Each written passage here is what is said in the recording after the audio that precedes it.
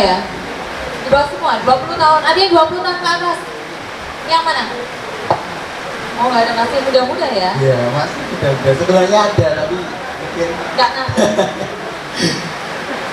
Oke, Kak Septi. Iya. Boleh perkenalkan dulu? Oh boleh. Oh ya, kenalan dulu ya teman-teman ya. Salam kenal. Enaknya berdiri aja biar yang di belakang kelihatan ya. Kenalan dulu, nama saya Septi Trisnasari kalau lengkapnya ya. Dipanggil Septi aja nggak apa-apa. Ada yang tahu nggak usia saya berapa? Ini yang bener dikasih SK deh. Ada yang tahu usianya berapa? Coba tebak aja. Menurut kamu berapa? 28 ya. Ada lagi yang mau nebak usia saya berapa? 25. Oke. Berapa? 24. 24 malahan ya. Berapa? 30. Ada lagi yang mau nebak berapa? 25. 35 mendekati. Yang benar 37 ya. 37. Jadi kalau sama adik-adik ini selisihnya berapa tahun ya? Kamu berapa usianya? Berapa usianya? 15. Berarti selisihnya berapa? 22 tahun ya? 22 tahun. Wow, 22 tahun ya. Umur saya 22 dia baru lahir. Keseharian pekerjaan saya jadi store manager. Jadi saya tuh kebiasa bekerja sama anak-anak muda. Karena kebetulan di tempat saya bekerja itu karyawannya rata-rata masih usia yang paling muda itu baru lulus SMA umur 19 tahun. Yang paling tua ada juga yang usianya di atas saya ya teman-teman. Jadi kerja saya terbiasa sama banyak orang di restoran ya. Terus anak saya 2 ya, cowok-cowok semuanya. Yang paling besar SD kelas 6, yang adiknya itu kelas 3, cowok semuanya. Terus apa lagi ya yang perlu dikenalkan? Kalau rumah asli Madiun ya. Jadi tadi sempat terlambat, mohon maaf sekali buat teman-teman yang mungkin tunggunya kelamaan ya, karena hujan. Mesti berangkatnya tunggu agak reda dulu. Kira-kira seperti itu perkenalannya. Nanti kalau pengen tanya lagi lebih jauh boleh tanya, silakan. Ya, nanti kita akan ada sesi tanya jawab. Oh boleh. Oke. Jadi Kak Septi ini manajer ya teman-teman, store manager ya. Betul, manajer.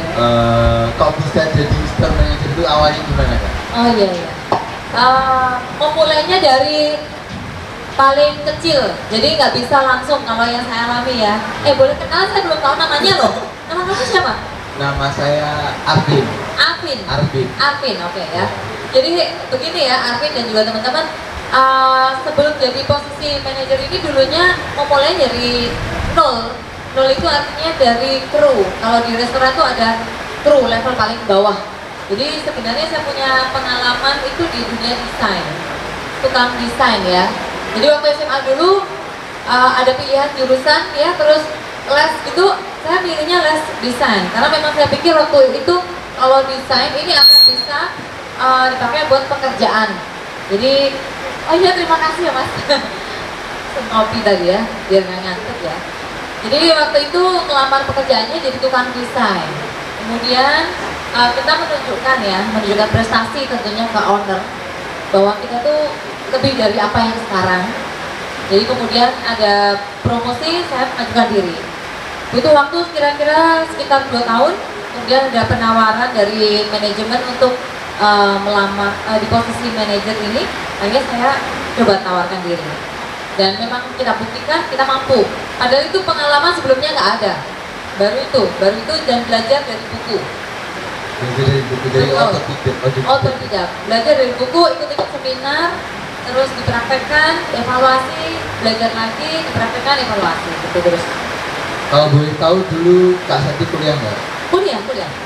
Kuliahnya D3, akuntansi. Oh, akuntansi. Iya, akuntansi.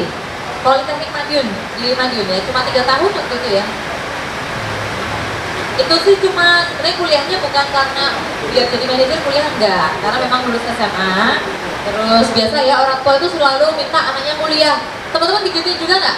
Orang-orang yang harus diatur. Memanagement artinya mengatur.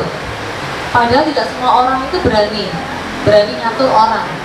Kadang kita nyuruh orang aja sungkan. Kalau orangnya nggak mau disuruh gimana dong ya? Kadang kita merasa, aduh nanti kalau dia nggak turut, kita gimana ya? Perasaannya pasti nggak enakan, terus sungkan. Atau kalau disuruh menyelesaikan tugas apa tapi nggak dijalankan, kita pasti kesel. Jadi beratnya itu di situ karena kita bekerja dengan banyak orang, mengatur orang itu tidak gampang. Biar itu menjadi gampang ya kita harus mengerti, memahami orang-orang yang bekerja dengan kita. Memahami, ngertiin orang itu lebih sulit daripada meminta orang lain mengerti kita. Karena kita mendengarkan orang, ya kita harus mengetahui problem satu persatu karyawan, sehingga kita tahu karakter mereka bisa dikelola, kemudian dikaitkan sama visi-misi perusahaan. Ya, perusahaan ini pengennya seperti apa, targetnya gimana, itu di breakdown, dimasukkan jadi satu aturan supaya semua timnya ini dijalankan. Sulitnya di situ, menyelaraskan antara pemilik perusahaan ini dengan karyawan. Manajer itu ada berada di tengah-tengah situ. Jadi harus pintar punya empati pertama. Nggak boleh egois kalau jadi seorang pimpinan. Kemudian selain bisa ngertiin orang lain, harus bijak. Itu yang sulit teman-teman. Kadang kita tuh di posisi menjalankan sesuatu dengan benar itu nggak gampang. Menjalankan sesuatu dengan mudah itu gampang, tapi sering melanggar hal-hal yang benar. Ya. Nah, ketika kita jadi posisi seorang pimpinan, jadi seorang manajer contohnya, kita harus bisa berada di posisi adil dengan sikap yang bijak. Artinya ketika kita tahu bahwa ini salah, tapi kita sulit menyelesaikannya, mau tidak mau harus dihadapi. Yang salah ini juga harus diberikan hukuman. Pokoknya jadi orang yang adil itu sulit, dan itu tantangannya jadi seorang manajer di situ. Kuncinya kalau selama bisa kita bijak, kita ngertiin orang dengan baik, tidak harus pintar. Serius, kalau jadi manajer itu nggak harus pintar, tapi harus orang yang punya hati nurani yang baik ya pasti, karena ini kaitannya sama orang lain. Gitu. Kunci utamanya itu tadi aku. Namanya punya hati nurani. Iya, seorang pimpinan tuh harus punya ngomong kalau dia ini harusnya pinter loh, ini sekolahnya mungkin S2. Tapi kalau dia tidak bisa punya hati yang baik, maksudnya hati yang baik itu adalah dia bisa menempatkan orang lain dengan benar, dengan baik, dan dia tahu yang salah ini harus dihukum, yang benar harus diberikan pujian. Kalau dia nggak ngerti itu semua, itu gagal jadi pimpinan. Timnya pasti nggak akan mau mengikuti apa yang dia inginkan. Gitu. Baik, terima kasih Prof. Kalau boleh tahu Mas Septi awal kerja aja itu umur berapa? Oke. Lulus SMA, saya masih ingat betul ya, waktu itu mau melanjutkan kuliah itu masih ada jeda beberapa bulan, ya kan, sambil nunggu ijazahnya jadi, ya. Itu zamanku dulu seperti itu. Kerja pertama kali yang saya digaji nih ya, itu di rumah makan jualan ayam goreng. Kalau sekarang udah tutup, tempatnya di Jalan Ahmad Yani Madiun ya. Itu pertama kali. Di situ aku kerjanya jadi tukang cuci piring sama waiter. Jadi waiter dan cuci piring, double job. Jadi gajinya tuh per hari aku lupa berapa, pokoknya sebulan tuh nggak banyak. Cuma memang kebutuhannya waktu itu saya pengen ngisi kesibukan, dapat uang daripada di rumah nggak ngapa-ngapain. Mau ikut kursus apa, toh juga udah jelas masuk di akuntansi, maksudnya nggak perlu ikut kursus apa lagi gitu loh. Jadi daripada nganggur, nggak ada aktivitas, akhirnya ikut kerja di restoran itu. Jadi bagian diskos itu tukang cuci itu kan. Jadi senangnya waktu itu pulang kerja mesti karena mereka tuh jualan stok juga, stoknya tuh selalu sisa, itu dibungkusin. Jadi seringnya udah gajinya harian ya waktu itu, terus pulang bawa makanan. Itu pengalaman yang menyenangkan sekali. Itu cuma kerja di situ sekitar 1 bulan sampai diterima mulai kuliah. Jadi memang niatnya mengisi kekosongan waktu itu. Nah, nggak sengaja di situ ketemu satu customer yang aku layani kan, dia itu kerja di radio. Jadi nggak sengaja ketemu di situ, terus dia nawarin, kamu kayaknya dia cocok ya, suka saya layani gitu, dia senang, ditawarin kerja jadi penyiar radio waktu itu. Saya udah bilang kalau ini habis ini kan saya mau lanjut kuliah, kalau jadi penyiar radio itu boleh kok sambil kuliah gitu kan katanya. Akhirnya lama jadi penyiar radio sambil kuliah sampai lulus kuliah 3 tahun itu jadi penyiar radio. Jadi nggak ada satu hari pun 1 bulan pun yang saya nggak kerja. Jadi sambil nunggu masuk kampus itu kerja, selama kuliah pun kerja. Lulus dari D3 itu pun kerja lagi. Jadi sampai hari ini nggak ada namanya nggak bekerja karena memang senang bekerja. Kerja keras ya. Iya, biar duitnya banyak ya. Gitu. Mungkin teman-teman ada yang tanya, Boleh kalau mau tanya sesuatu.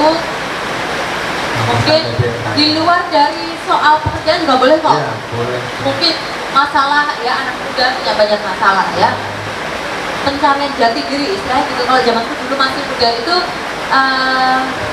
kebetulan tomboy ya, nggak terlalu banyak temen ya, temen cewek maksudnya, temen cowoknya banyak. Jadi kadang kita tuh terjebak di hal-hal yang kita kok nggak punya temen cewek ya, waktu itu yang benar-benar menjadi problem waktu saya masih muda. Itu sudah kita nikmati aja, ternyata temen cowok juga nggak salah gitu loh. Kita nggak harus punya best friend cewek, nggak harus. Jadi mungkin apalagi teman-teman di sini udah mau menyiapkan ke jenjang selanjutnya, kayaknya hal seperti itu sudah nggak jadi beban lagi harusnya ya. Ada yang mau tanya? Ada yang mau tanya? Atau mungkin ada yang mau kasih masukan ya? Mungkin udah kenal tapi kasih masukan. Gak ada. Oh iya, silahkan mas. Biar kedengeran mas. Perkenalkan nama saya Andrea, saya mau bertanya Ya, mas. apa yang Mbak Septi lakukan ketika mendapati karyawan atau pekerja yang seperti bandel, jadi kayak masuk telat terus habis itu ngerjain tugasnya nggak selesai, nah, itu kira-kira apa yang dilakukan? Oke, terima kasih Mas Andreas ya. Ini kan ini kita kalau ngomong karyawan yang bandel. Salah satu contohnya tadi yaitu misalkan datangnya sering terlambat, ya kan? Yang saya alami dan ini sampai sekarang masih kita jalankan. Awal itu fingerprint ya, kalau di tempat kerja tempat saya ini fingerprint. Terlambat itu nggak ada perhitungannya. Artinya misal masuk jam 8, orang tuh sering finger pada jam 8 lebih 10, 8 lebih 5, dan semuanya mayoritas seperti itu. Kemudian muncullah problem, di mana orang yang selalu datangnya on time itu merasa nggak terima. Masuk kan? Jadi fungsi kita sebagai seorang pimpinan itu diuji di kondisi seperti ini, problem seperti ini. Kita dituntut untuk adil. Gimana nih sama-sama digaji yang sama, saya selalu datang tepat waktu, kenapa teman saya terlambat nggak dihukum? Akhirnya kita munculkan, karena kita sebagai seorang pimpinan, saya buatkan peraturan. Kita berikan batasan toleransi dalam 1 bulan, boleh terlambat itu maksimal 3 kali. Jadi waktu itu aturan itu sebenarnya bebas mas, boleh dibuat masing-masing kebutuhan, yang penting ada peraturannya. Kalau di tempat saya, kadang itu jamnya memang yang tidak cocok, jadi kita bikin toleransi lebih 5 menit. Kita jam masuknya jam 8, kalau dia jam 8 lebih 3, itu belum dihitung terlambat. Kalau jam 8 lebih 6, itu terlambat. Jadi 8 lebih 5-nya itu 3 kali lebih, itu mendapatkan 1 poin teguran. Kalau 1 bulan ini hanya 2 kali, 8 lebih 6 ke atas ini baru 2 kali, itu masih ditoleransi tidak apa. Dan itu harus disepakati oleh semuanya. Jadi untuk menentukan aturan itu kita ngumpul antara saya dan juga tim karyawan, kita kumpulkan aturan baru seperti ini, semuanya setuju nggak nih? Artinya setuju itu adalah orang-orang yang sering terlambat ini masih bisa ditoleransi, artinya ini tidak terlalu saklek.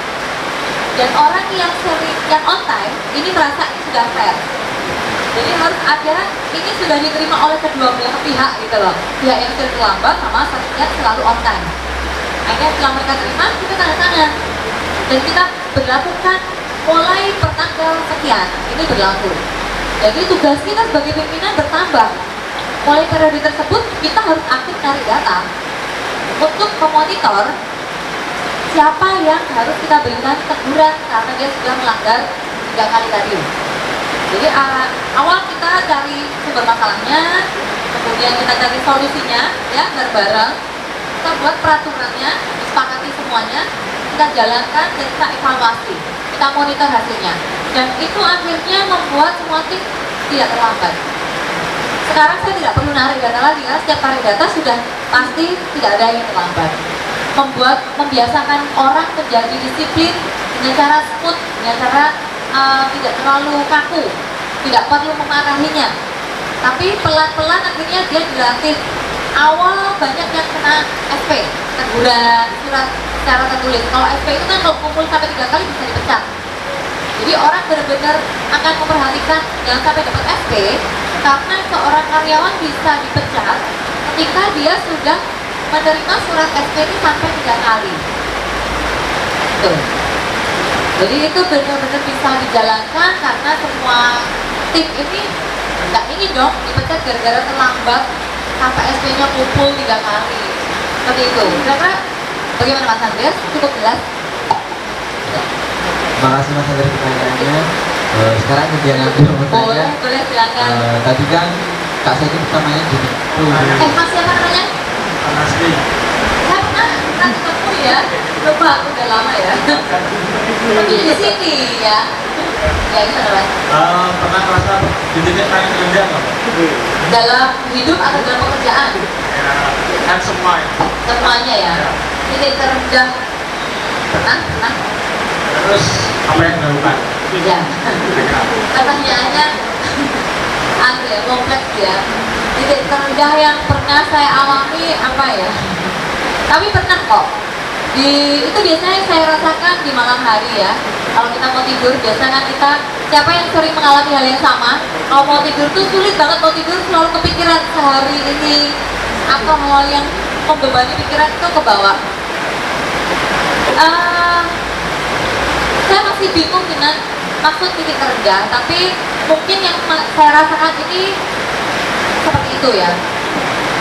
Saya merasa gagal, ya, gagal pada saat itu sebelum saya bekerja di restoran tempat saya kerja ini ya.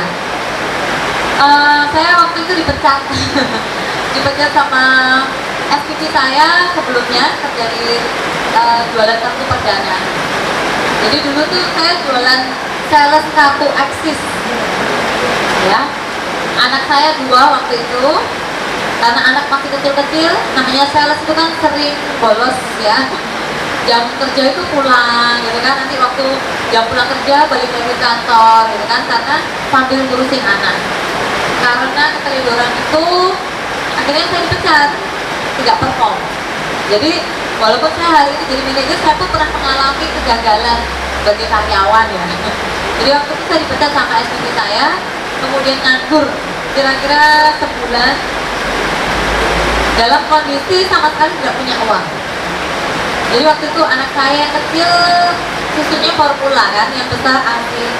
Itu mau beli susu nggak ada uang, jadi benar-benar nggak punya uang. Terus pinjam teman, pinjam terus. Itu bukannya nggak dapat pekerjaan karena entah merasa masih ini ya. Yang saya rasakan itu agak kesel gitu loh. Jadi kesel karena penyesalan. Ya akhirnya terbangunkan untuk bangkit lagi karena melihat anak-anak masih kecil nih, masa beli susunya anak aja pinjam temen gitu loh, sampai temen-temenku bilang ini anakmu panakku ya kok sih pakai susu aku terus gitu kan, teman saya bilang gitu. Akhirnya di titik itu berkomitmen berjanji bahwa tidak ingin melakukan hal-hal yang membuat saya gagal. Mungkin itu menurutku yang titik terendah di mana aku benar-benar merasakan kegagalan yang paling gagal. Tapi untungnya cuma 1 bulan ya. 1 bulan langsung tersadarkan bahwa oh iya, kita ini tugasnya cukup berat loh, punya anak. Ya, tidak hanya untuk bekerja cari uang untuk kopi, untuk makan, tapi untuk anak-anak. Akhirnya dari situ mulai giat banget gitu loh, semangat banget untuk mendapatkan pekerjaan. Kira-kira seperti itu. Ya. Jadi curhat ya ini tadi ya. Ya itu tadi maksud saya itu ya, di waktu banyak itu belum nikah, jadi itu buat teman-teman di sini waktu itu begitu apa ya. buat mereka buat mendekati gitu. Kalau udah menikah Waktu kan, belum menikah ya. iya kalau udah menikah kan otomatis kan. Iya, Waktu waktu belum belum nikah mereka tuh kok enak loh, hidup sama orang tua loh ya. jadi nggak pernah susah ya. Susah lah, susah. Cuman kan ada orang tua ya. Waktu belum nikah itu hal yang paling mungkin kenakalan. Saya tuh karena tomboy tadi ya, nakal banget ya. Saya pernah diusir nih sama bapak saya. Karena ceritanya dulu SMA orang tua nih pengennya anaknya langsung kerja, tapi pengennya kita kuliah.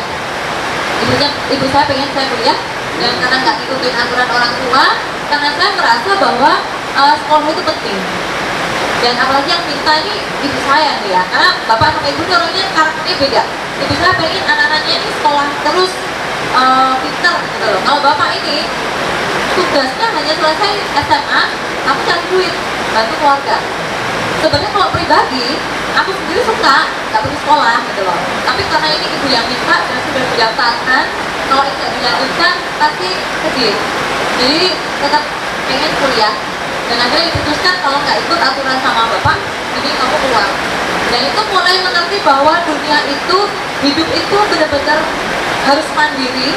Ketika hidup di kos-kosan ya, ternyata kita tidur aja tuh bayar. Kos saya waktu Jalan Ciliwung dekat sama kampus Politeknik Jalan Rayu. Sampai sekitar selama kuliah itu 3 tahun, sampai akhirnya menikah pulang ke rumah.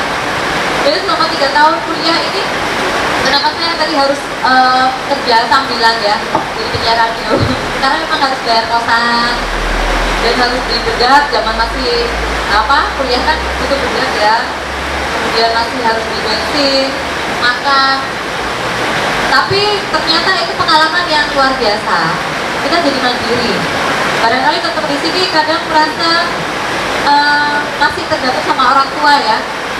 Kita pernah ngalami itu, tapi pada akhirnya ya karena disuruh keluar dari rumah ya kita keluar. Dan alhamdulillah mentalnya cukup ya berani lah ya. Mau maju aja pasti banyak yang nolong. Waktu itu 1 bulan pertama masih numpang di rumah teman.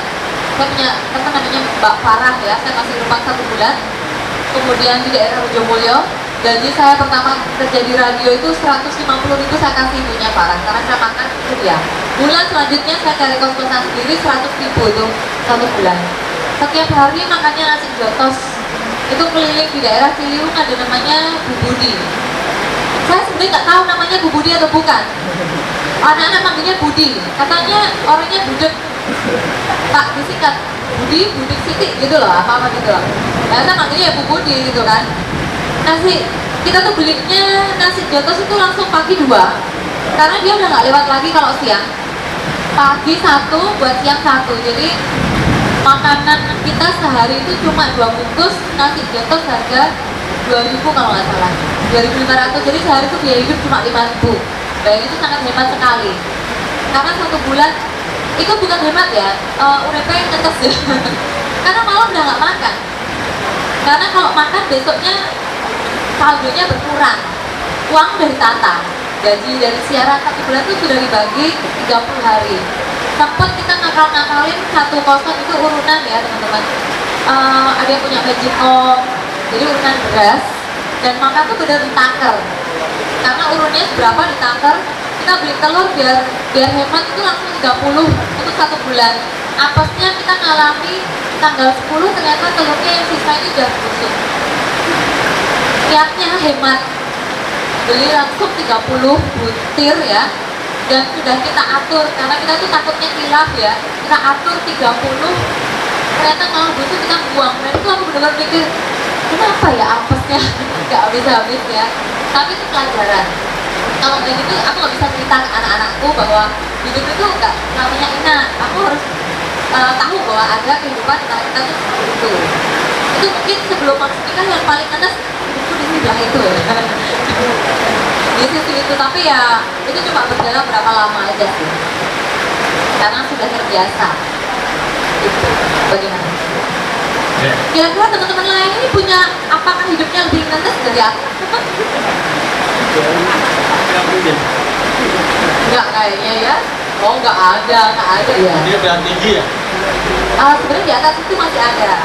Maksudnya ya udah Lumayan Pak. ya. Nah, setelah di posisi saat ini tuh Ya.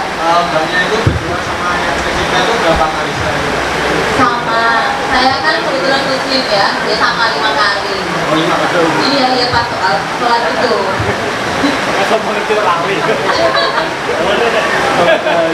Justru malah lebih banyak Karena problem yang kita hadapi lebih kompleks, lebih banyak. Ketika kita masih di posisi bukan pimpinan, kita tuh nggak urusin orang lain. I don't care, ya kan? Tapi ketika kita sudah naik tangga, orang ini seperti menggantungkan masalahnya ke kita. Dan ini tugas manajer. Kadang kelewatan, curhatnya nggak cuma soal pekerjaan. Problemnya nggak cuma soal kerjaan, soal finansial, soal urusan pribadi. Kadang dia punya problem dengan pasangannya. Kalau seorang pimpinan sudah bisa dilibatkan dalam hal urusan pribadi, artinya kepercayaannya karyawan itu sudah melebihi itu. Kita tuh sebenarnya sebagai seorang pimpinan sudah berhasil. Sampai dia berani menceritakan dia punya masalah yang kadang dia mau cerita ke orang tuanya takut. Itu sering saya alami. Dia lagi ada problem sama suaminya, dia tuh curhat. Walaupun kadang kita nggak kasih solusi pun, kita hanya mendengarkan, itu dia sudah doanya sama mas. Iya.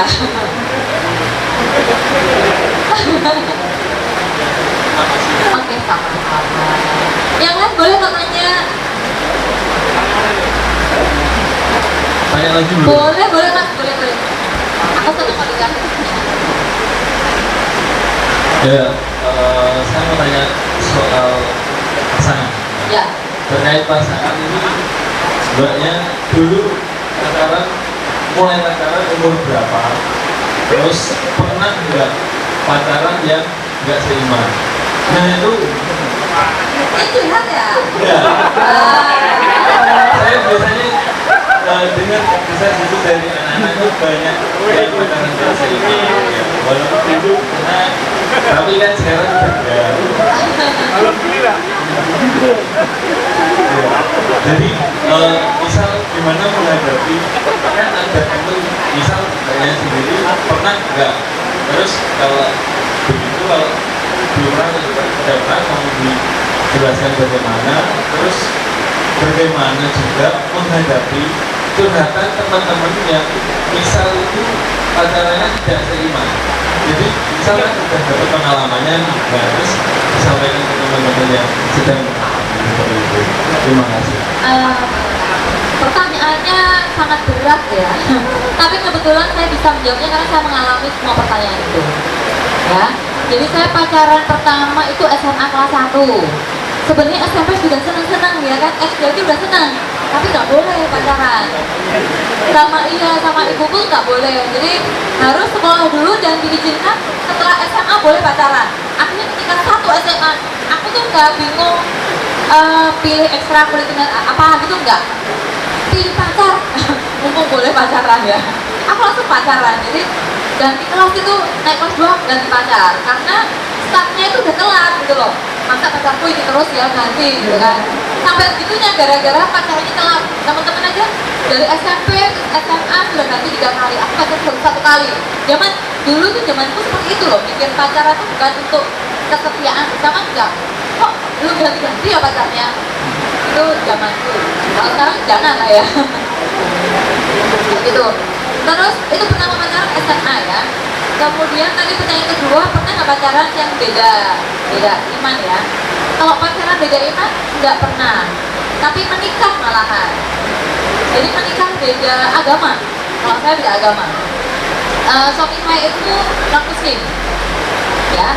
Jadi kita menikah di tahun 2009. Bentar. Berarti 2000. Anakku 2010, itu tuh 2009 saya menikah.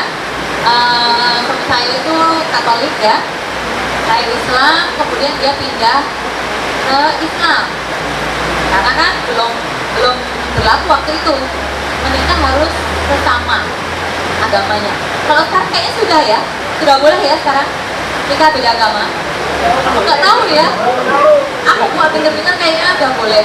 Kalau zaman dulu harus seiman ya, jadi pindah ke Islam. Terus ya udah kita menikah, kita punya 2 anak, berjalan 9 tahun ya. 2018 kita berpisah karena agama. Ya, jadi karena suami ini dia lebih memilih keyakinannya harus pindah ke Katolik lagi. Karena kan orang ini kita sedikit membahas soal religi sedikit ya, tapi bukan langsung dari agamanya, tapi kita ngomong soal kepercayaan. Mencintai manusia itu tidak tidak seberat mencintai Tuhan gitu. Keyakinan, kepercayaannya itu nggak bisa digantikan sama cintanya dengan pasangan. Bingung ya yang masih muda-muda ya. Jadi artinya suami saya ini lebih membutuhkan kembali cintanya terhadap Tuhannya, karena dia merasa lebih damai, lebih tenang, lebih bahagia setelah dicoba selama 9 tahun mencoba mencintai pasangannya ya, yang artinya mencintai sama manusia. Jadi itu pelajaran penting yang saya temukan dan akhirnya kita pelajari bersama dan sangat berharga. Karena sampai hari ini kita nggak pernah bermusuhan, bahkan kita sering ketemu dan kita jalan-jalan bareng sama anak. Artinya perpisahan itu bukan perpisahan yang membuat kita saling membenci, enggak. Karena kita sama-sama dewasa, nanti bahwa dan saya sangat mencintai dia tahu bahwa ternyata cinta dengan manusia itu nggak bisa menggantikan cinta yang dengan Tuhan gitu loh. Gitu. Jadi kalau misalnya ada teman saya yang tanya, mana nih aku mau menikah nih atau pacaran nih sama yang beda agama. Kalau masih pacaran, ya kalau pacaran itu beda ya, mau menikah ya. Pacaran bisa aja besok putus. Kalau masih pacaran belum arah serius, ya sudah dijalani aja kan. Karena selama hubungan itu nggak merugikan. Artinya merugikan yang cowok atau yang cewek nggak matre, nggak ngabisin duit, nggak apa-apa gitu loh pacaran. Jalan aja selama itu saling menguntungkan, selama punya pacar PR-nya kelar atau ada yang terjemput ya kan, selama saling menguntungkan jalani. Tapi kalau sudah mau menikah ya tergantung komitmen masing-masing. Karena ada teman saya sampai hari ini tuh masih tetap jalan dan bahagia dan gak ada masalah. Jadi tergantung masing-masing. Kalau tidak yakin dan cemas akan punya masalah, mending jangan. Karena belum apa-apa udah merasa takut. Tapi kalau merasa yakin bisa dijalani walaupun beda agama ya nggak apa-apa. Gitu. Jelas ya jawabannya ya? Ini jadi semua isinya curhatan ya. Sedikit banyak. Iya. Siapa nih yang pacaran beda agama? Ada toh? Ada yang pakai beda agama. Oh. Silakan, ada yang mau tanya Ada lagi? yang mau tanya lagi? Mungkin dari sebelah sana. Oh iya, silakan. Saya sebagai cewek ini saya umurnya 20 plus ya. 29. Berapa sih berapa? Jadi saya mau tanya, tadi Mbaknya nikah umur berapa? 24. Nah. Oh iya, salah juga ya. Jadi gini, tadi kan saya juga menceritakannya dari Mbaknya ketika setelah menikah sempat jadi sales ya. Nah, kalau sebelum menikah sudah kerja atau belum? Kerja terus. Kerja. Saya tuh ya kerjanya pernah dari tadi pertama kali di TV itu, kemudian penyiar radio, jadi ganti-ganti radio, terus jadi sales sepatu itu, pernah kerja di bank juga. Jadi datengin orang, minta deposito gitu-gitu loh, itu wah kerjaannya rumit banget. Jadi kan itu kayak ibarat kerjanya kan kayak bukan kerja yang tetap gitu Mbak ya. Betul. Dan kayak ibarat gajinya juga setiap bulannya kan beda. Gimana cara Mbaknya tuh kayak yakin kalau aku nikah wani meskipun gajiku gak tetap selalu setiap bulannya berapa gitu. Ya. Soalnya kan di posisi sekarang kan saya juga sebagai sales. Dan itu pun kalau mau kapan nikah itu rasanya kayak masih belum berani karena gajinya sales kan tahu sendiri masih berubah-ubah tuh. Jadi gimana caranya Mbaknya itu melawan semua pikiran-pikiran kita sebagai cewek. Gue naik nikah, 2 anak, bisa ngapain ini gak ya? Apalagi kita butuh skincare. Betul. Kita bisa beli gak ya? Itu gimana caranya Mbaknya itu melawan pikiran-pikiran kita? Masuk gak ya? Masuk gak ya? Oke, pertanyaan bagus sekali karena sebagai seorang perempuan kita itu harus mandiri ya. Jadi perempuan harus bisa memikirkan Artinya mungkin bukan kita sepenuhnya yang menanggung, ya, karena kita menikah kan tidak menikah dengan diri sendiri ya, kita tuh menikah kan dengan yang laki. Masa ya kita memikirkan nanti makan sebulan gimana ya, ini kan harus dilibatkan nih. Jadi pertama yang dipikirkan adalah mencari lelaki yang memang punya penghasilan. Kalau ngomong soal menikah, minimal penghasilan dia tidak harus lebih besar dari kita, paling nggak sama, atau kalaupun lebih kecil dari kita, ya nggak cilik-cilik teman gitu loh. Kok urunannya masuk sidik ya. Minimal dia punya penghasilan yang tetap. Kalau kita ngomong soal pernikahan, jangan sampai menikah kalau dia belum punya penghasilan.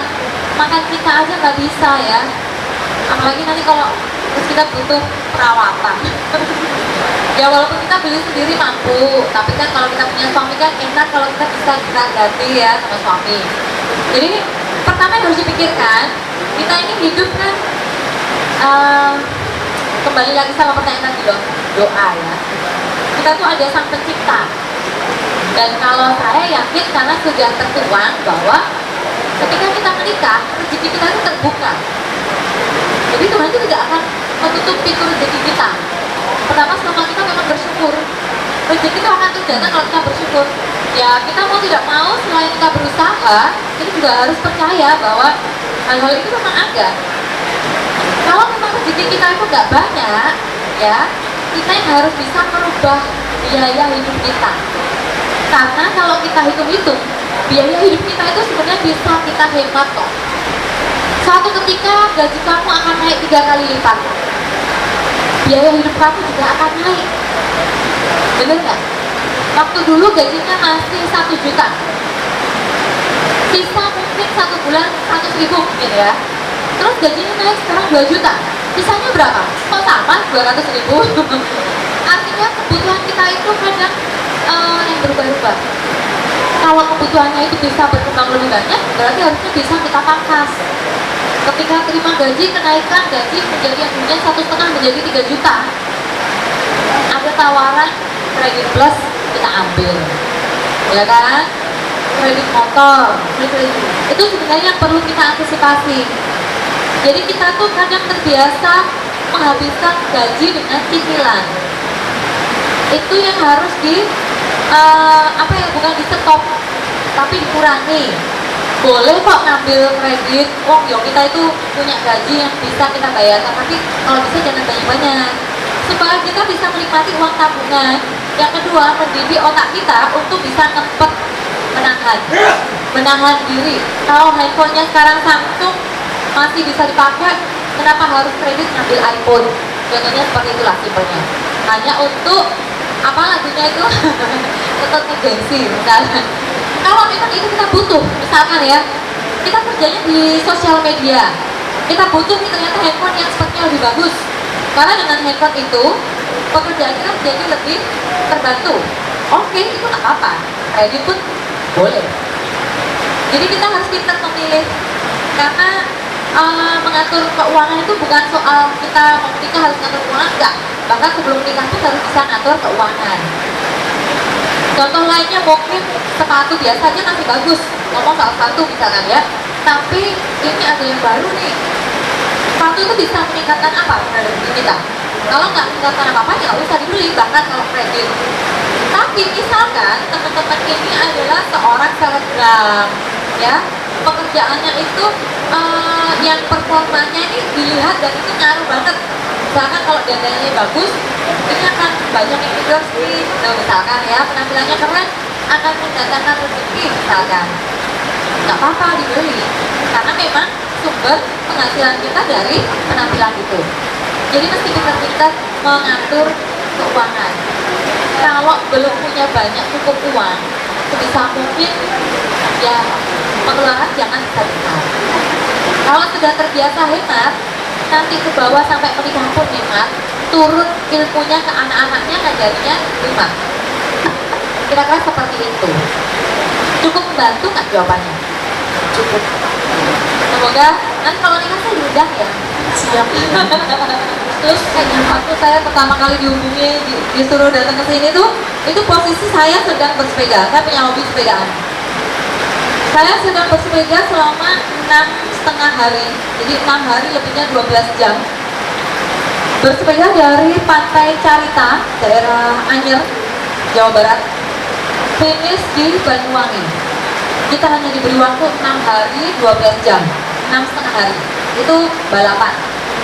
Jadi saya termasuk ke kategori ultra cyclist. Jadi pesepeda ultra, dimana kita sepedaannya di atas 100 kilo. Itu totalnya 1.500 kilo. Jadi tanggal 14 sampai finish tanggal 20 Agustus jam setengah 6 sore di Banyuwangi. Membayar lomba itu biayanya 3 juta. Juara 1 kalau kita finish nggak dapat hadiah. Kira-kira teman-teman di sini mau ikut kan? Nggak ada ya? Nggak ada yang mau ikut kan? Pertama kan harus bayar 3 juta pendaftarannya, harus bersepeda 1.500 km, tidak dikasih makanan, tidak dikasih minuman, tidak dikasih hotel, semua ditanggung sendiri. Perjalanan, lapar, makan, haus, apa semuanya biaya sendiri. Dan bersepeda, bukan naik Xenia, ya, bersepeda. Itu saya ikut teman-teman. Kenapa ikut? Ini titik dimana saya harus mengetahui bahwa apa yang saya takutkan selama ini itu tidak nyata. Kita semua sering terjebak dengan kecemasan yang kita tuh belum ngalami. Takut Yoko nek kayak diterima, ya misalnya kan gitu ya. Yoko nek belum, misalkan mau ngomong sayang gampang ya. Yoko nek dia belum terima, atau mau melamar kerjaan, Yoko nek kok saingan orang ya. Kecemasan, takutan yang sering kita pikirkan yang belum kita alami itu menghambat kita menjadi lebih sukses. Kadang kita tuh ternyata mampu. Jadi setelah saya melewati perjalanan 6 hari itu, dan itu sendirian loh sepedanya, ada 65 peserta tapi tidak boleh barengan karena itu lomba. Ketika kita ketahuan pasangan bersepeda berdua begitu, itu langsung kita dicoret, artinya kita diskualifikasi karena itu dipantau di aplikasi race map namanya. Jadi peta yang dimana itu ada perjalanan kita kelihatan di situ. Jadi dipantau selama berapa kilo, kok ini nomor saya nomor 40 dengan nomor 15 misalkan, kok barengan terus ini langsung diskualifikasi. Artinya kita tidak punya kesempatan melanjutkan sampai ke Banyuwangi. Selama 6 hari itu malam hujan seperti ini berkendara, bersepeda dari 24 jam, tidak menginap di hotel. Jadi kita tidur ketika kita ngantuk di emperan toko misalkan itu, kita istirahat sebentar, kita tidur 30 menit, kita lanjut jalan lagi. Awal sebelum saya mengikuti itu, yang saya takutkan adalah kalau malam saya bersepeda sendiri, ya apa ya? Kok enek setan, merinding, kalau ada begal, ya. Apa yang terjadi hari ini, saya selamat, gak ada apa-apa teman-teman. Itu hanya ketakutan saya aja. Bahkan setan aja nggak berani menakuti. Karena kenyataannya emang nggak merinding sama sekali. Saya sempat berhenti di samping kuburan, yaitu kan kita melewati jalur selatan. Itu naik turun gunung, banyak sekali daerah alas-alas alias hutan ya. Sangat gelap, tidak ada lampu. Lampunya hanya lampu sepeda. Dan saya tengok ternyata di sebelah kiri ini makam. Dan aku melihat dan tidak ada apa-apa. Itu jam 2 malam. Kuntilanak ya. Selamat. Jadi kayak kita tuh kayak dibayar gitu loh. Mana katanya kamu takut setan? Nih kamu tahu di sini ini. Gak ada teman. Jadi itu meningkatkan level kita. Hari ini kalau mau dihadapkan dengan masalah seperti apapun, orang yang sudah melewati hal paling berat seperti itu pasti bisa melalui. Artinya teman-teman jangan pernah tidak mencoba. Kalian yang ditakutkan itu tidak seperti itu. Mungkin itu pesan ya buat teman-teman. Jangan pernah takut mencoba. Punya impian dan punya harapan yang terbaik untuk anak-anak youth sekota Kaliban. Biarlah kami boleh dikumpulkan, biarlah kami boleh disatukan. Kami boleh bergerak bagi Tuhan untuk memberkati kota ini. Meskipun kami dari berbagai macam gereja, biarlah kami mengerti bahwa kami adalah satu tubuh Kristus yang harus menyelesaikan tugas yang sama, kewajiban yang sama, tanggung jawab yang sama, yaitu memberkati kota. Biarlah keberadaan kami sebagai generasi penerus Bahkan untuk setiap gereja kami siap untuk memberkati kota ini Tuhan. Berkati pergerakan anak-anak muda sekota Caruban ini Tuhan. Kami memulainya malam ini. Kami punya harapan untuk ke depan bahwa kami mau bersatu, kami mau bersama-sama bergandeng tangan memberkati kota ini melalui kehidupan rohani kami Tuhan. Di dalam nama Yesus, Kau memberkati kami Tuhan. Kau memberkati kegiatan kami, Kau menyertainya Tuhan. Biarlah melalui anak-anak muda kota Caruban boleh diberkati, kota Caruban boleh menjadi terang bagi banyak orang, memberkati banyak orang sehingga nama Tuhan saja yang dipermuliakan. Berkati seluruh anak-anakmu yang bersekolah di SMA maupun di SMP maupun di SD sampai kepada PAUD. Biarlah mereka boleh berhasil dalam pendidikannya, mereka boleh sukses di dalam sekolahnya sehingga masa depan mereka benar-benar mereka boleh tata dengan baik mulai dari sekarang. Mereka boleh mengutamakan pendidikan lebih dari yang lain. Tuhan menyertai mereka dalam sekolah mereka, memberkati mereka sampai mereka selesai pada setiap tingkatan kelasnya dan menjadi berkat di sekolahnya masing-masing. Di dalam nama Tuhan Yesus, Kau memberkati anak-anak ini Tuhan. Terima kasih Tuhan, berkati makanan, minuman, jajan yang sudah tersedia, apa yang sudah disiapkan oleh ibu-ibu, oleh bapak-bapak, oleh kakak-kakak rohani kami, semuanya bermanfaat buat tubuh jasmani kami. Di dalam nama Tuhan Yesus, Tuhan memberkati berkat makanan dan minuman ini Tuhan. Terima kasih sekali lagi, kami minta berkat Tuhan atas keinginan kami menyatukan anak-anak muda sekota Caruban untuk bisa menjadi berkat bagi kota ini. Terima kasih Bapak. Doa kami di dalam nama Tuhan Yesus, damai sejahtera Tuhan menyertai kami mulai hari ini sampai selama-lamanya. Di dalam nama Yesus kami berdoa. Amin. Oke, silakan.